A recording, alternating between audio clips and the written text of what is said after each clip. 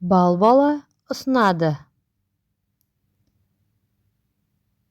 Т әрпі мен дыбысы. Түлкі, тиын, түйе, текемет, таға, тіс, тал, тау, түсқағаз,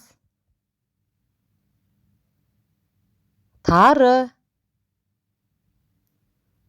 талқан,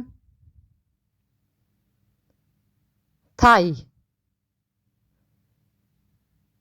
тасбақа, тауық, торсық, теңге. Балалар, енді қолымызға қалам алып, Т әрпін жазуды үйренеміз.